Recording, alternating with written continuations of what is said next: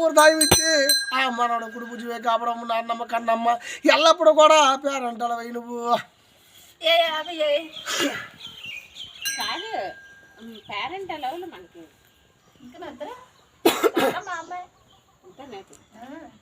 అంతే ఇక బాబు